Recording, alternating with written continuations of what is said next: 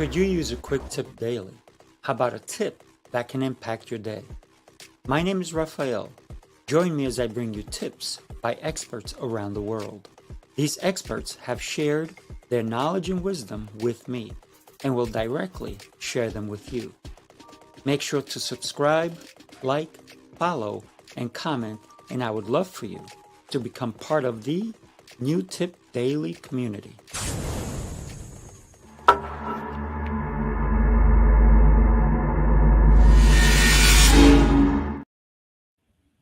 Good morning, Diane. Welcome to New Tip Daily. How are you today? I am wonderful. How about yourself? I am exceptional and getting better every day. And you're going to hear me say that every time anybody asks me. I like it. Yeah, well, thank you. And what I always tell people that when they say, "Oh, that's interesting," or "What I like it," or any, I say, by the way, use it. It's yours to use, because for me personally, the reason I say that is because I have to believe it. It's my mantra. So every day I have to do something that's going to propel me to be better than I was yesterday, as a human being, as a partner, as a father, as a leader. So every day I strive to be better. Yeah, I love that.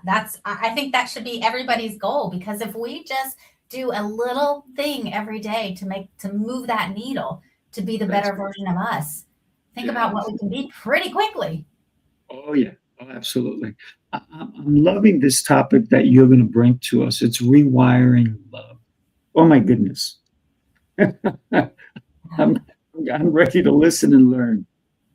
All right. So we ready to jump in? Let's do it. Okay. So one of the quick tip for today we're going to talk about is one of the things I love really looking at is our nervous system, how to rewire our nervous system and really create our own safety. So many of us look to other people, our job, our boss, somebody, a partner. We look for somebody else out here to create safety for us in here. And it doesn't work that way. When we create our own emotional safety, we don't need somebody else to behave a certain way. And so we create our safety, and then somebody else can behave any way they want, and our safety doesn't depend on them. It doesn't mean we give people excuses for poor behavior, but we don't make our emotional safety and our well-being based off of somebody else's behavior. Yeah, I love that. So don't rely on somebody else. Yeah. So Rely then on yourself, right? how do you do that? Like, Mm. okay, it sounds great to say I'm not going to make my mood based off of my boss's behavior or what somebody says at work. But how do we do that? And really what that comes down to is understanding our nervous system. Like our nervous system, and I just find this fascinating. Our brain, the one that's listening to this right now or watching this right now, processes at about 50 bytes per second. But our nervous system is processing at 11 million bytes per second. So our nervous system is taking in so much information that our brain isn't. So our safety is something that nobody else can, their behavior, if we're not careful about it, will be dictating it because we will be reading off of them. So really learning how to monitor our own nervous system and notice what it's taking in and decide what we want to do with it. Taking a breath, pushing our feet into the ground, noticing where it's happening in our body. Where do I feel tension? Is my breathing changing? Did my jaw tighten? Did my fist tighten? Did my shoulders tighten? And become aware of that so that we are monitoring our own body instead of I call it leading ourselves instead of letting someone else lead us. I love the fact that you brought up grounding. So many people don't ground. Yeah. Can you talk to us about that, if you don't mind? Yeah, I was going to say, let's go there because it's such a common word right now to say grounding, but what does it mean to ground yourself? And for people, it's generally the same tools. You may like some more than others. So when I was first learning about this years ago, it was pushing my toes into the ground worked for me. So literally like your arches, like kind of pulling your arches up by pushing your toes into the ground, pushing your knees back a little so that you feel like engaged with your body.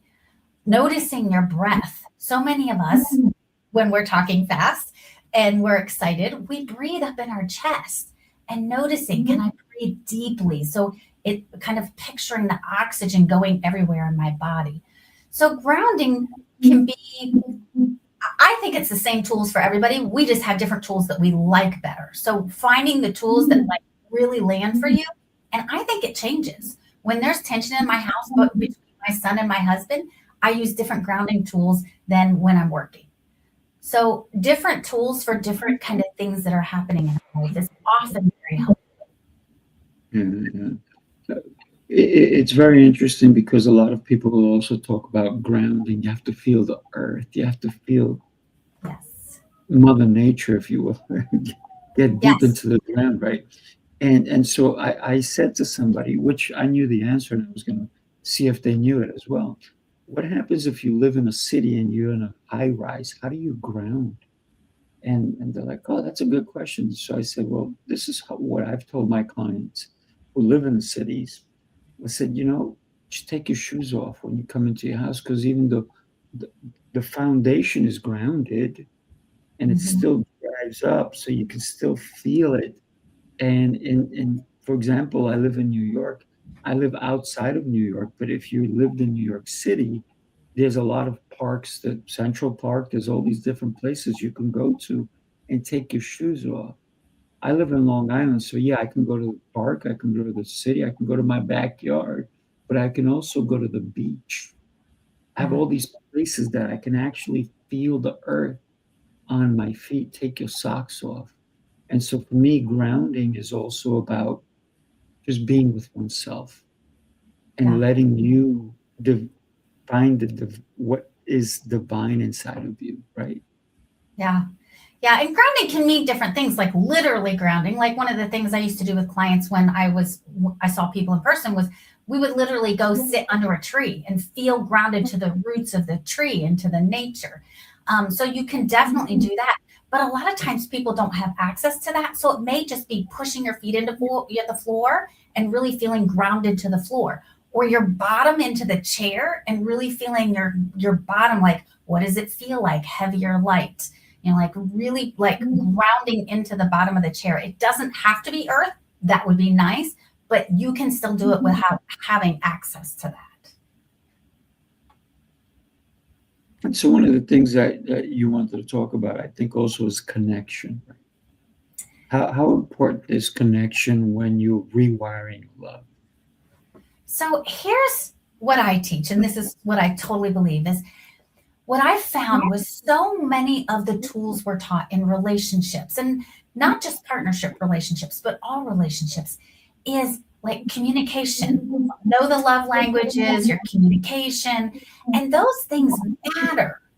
But here's what happens. And this is what I started seeing with myself in my own relationship. I could teach all the tools, but I felt like a hypocrite because when my brain would get hijacked, I couldn't use them. At the time, I didn't understand my brain was getting hijacked, but what would happen is I would get my nervous system didn't feel safe and it went to survival mode, and I couldn't use good communication skills. All the things I taught people, I was like, why can't I get access to these? Because here's what happens. Our brain goes into survival mode and it sees our partner as dangerous. And so we're the person we're talking to. So when our brain feels like we're threatened and we don't feel safe, our brain is literally going danger, danger. And so our body goes into attack or withdraw or shut down.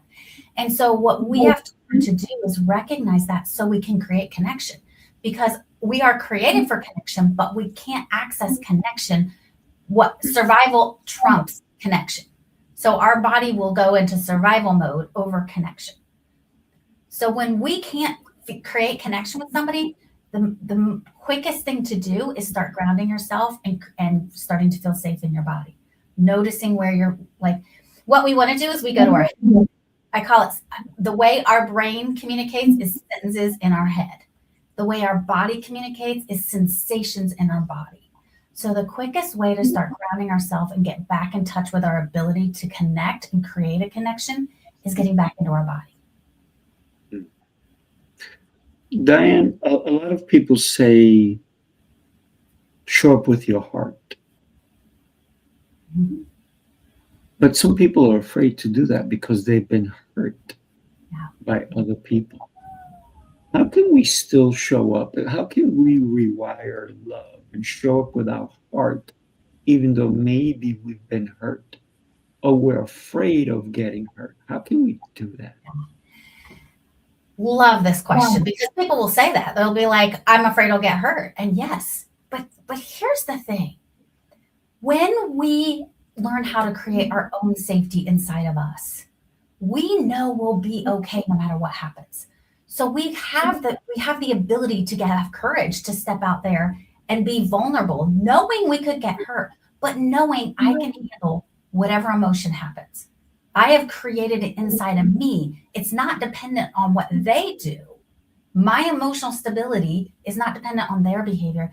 And so when I have created I call it the safety switch. When you learn how to turn on your own safety switch, then you feel safe enough to put out there and take the risk of getting hurt because you know your relationship with yourself. You'll show up in a way you're proud. You'll honor yourself. You'll set boundaries.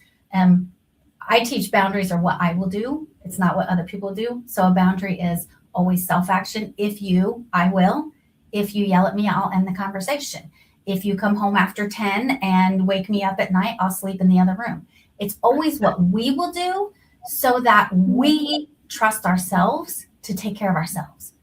When I trust myself to take care of myself, I don't need you to behave a certain way for me to feel safe. So I have the courage to step out and try love again, be vulnerable, take the risk to get hurt again, because I know I can handle it. I love that. So, in reality, who should set boundaries?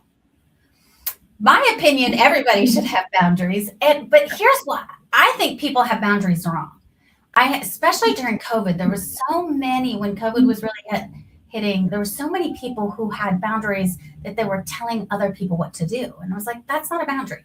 Like with parents, they would say, you can't talk to me about the politics or conspiracy theory anymore. And I would be like, but that's not a boundary. That's trying to control someone. Telling other people what they can and can't do is not a boundary. My belief in a boundary is it's always what we will do, because here's what happens. If it's something I will do, I can control it. I can follow through and make sure the boundary happens.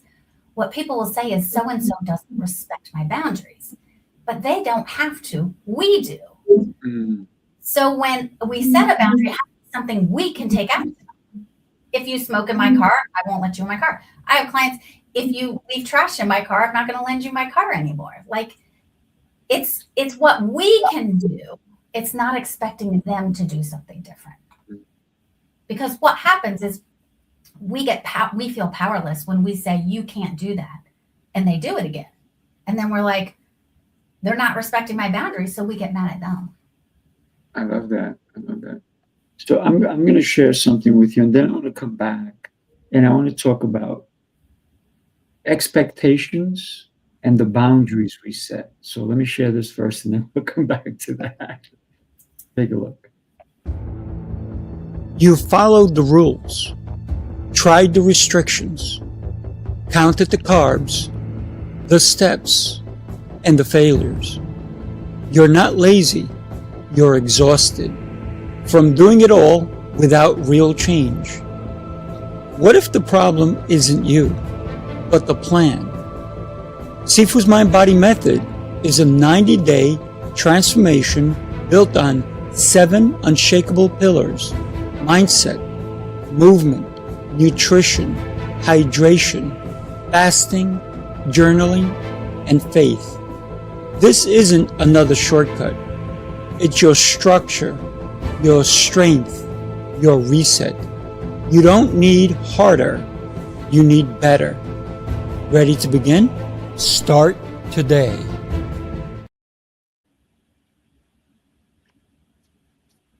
So there we reset ourselves, right? But so talk to me about that, right? Expectations and setting boundaries. Okay.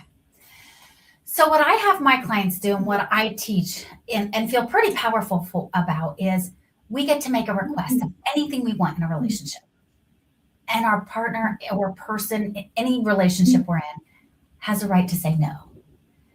So we make a request.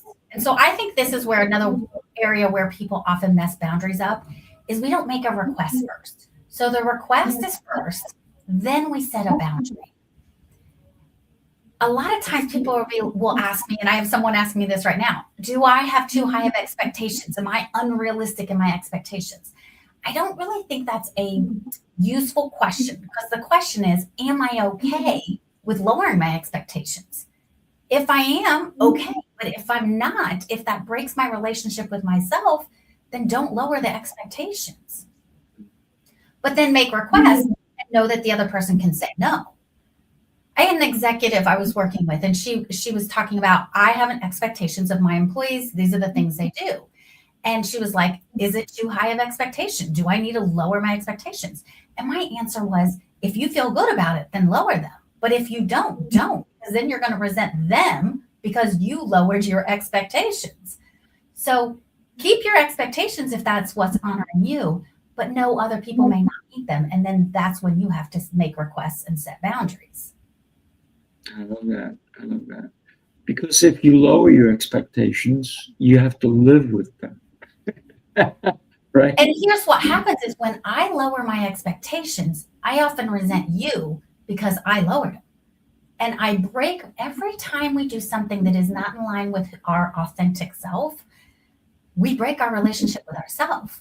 And when we break our relationship with ourselves, we start to lose ourselves. And then we get frustrated at everybody else because we are losing a sense of what's important to us, what we value, and we're not honoring and speaking our truth. Thank you, Diane. I love this because what you've shared with us is so valuable. And I love the fact that a good friend of mine is here. And, she said, this is so helpful this morning. It began so early, right? When we think about what you're sharing with us, what would you want somebody who either listens to this live or watches the replay, what do you want them to take away from this particular episode? I think I would say you are the author of your life. You are you own your life. And so decide what's important to you, make the requests, and set the boundaries around it. Don't hang your happiness on somebody else's behavior. That's powerful. So don't hang your happiness on someone else's behavior. Because I always say you can only control one person in this world. And that's you. Can't control others. Yeah. Right? Even your kids, parents, even your kids. Let go of trying to control it. Doesn't work. Even though even if you're a mom and the kids came from your belly, guess what? They still have their own ideas and their own concepts. So every day, become the best person, but by, I guess, being with yourself, right? Loving yourself, would you say? Yeah. I teach that the hardest person to love is ourselves usually. And when we can love ourselves, loving everyone else gets so much easier. Mm. Because when we see parts of ourselves and we're like, oh, I don't really love that, but we can lean in and learn to love it. Maybe we don't really like it. Like I have dyslexia. I don't love that I have dyslexia, but really embracing it. For years, I was ashamed of it. I wouldn't do anything that had me spelling anything in front of anybody because I didn't want people to know I couldn't spell. Mm. I wouldn't read out loud in anything because still to this day, reading, I'm a little choppy. But I have learned to be like, that's just part of who I am. And I have to embrace it, even though it isn't something I would have liked for myself. Makes sense. Absolutely. But you finally gave in and you said, you know what? It's just my superpower. Right? Thank you so much, Diane. I truly, truly appreciate you and coming on and sharing some tips. Before we go, I want to put your website up and also tell us what somebody can expect when they join your website. Go for it. So on my website, there is free resources. There is a keynote talk on the brain hijack, how to recognize the brain hijack, how to end the brain hijack. and like the 3 pillars that help you end it. And then there is a free quiz to find out what kind of hijack you have, because there's different types. And then there's also a truth and lies handout on relationships. So go to my website to get any of those. And then you can also do a quick meeting with me just to see how I can support you in your relationship changes. Yes. And in case you're listening to this, it's emotional safety. co.com, right? Yes, I'm sorry. Emotional Safety co.com. I should have said that. Yeah, that's okay. But listen, one of the things that we have to do is we have to take action. Otherwise, we won't know. We won't know how awesome your website is unless we go there. So once again, Diane, what a pleasure. I can't wait to have you on my other shows as well. And you give this energy, this power of love thyself. And I love that. So thank you. Thank you. All right. God bless everybody. Dan, hang on for a second, everybody. Make sure you share today's episode with somebody who needs to hear the message that was delivered today. All right, everybody. Take care. Have a blessed day.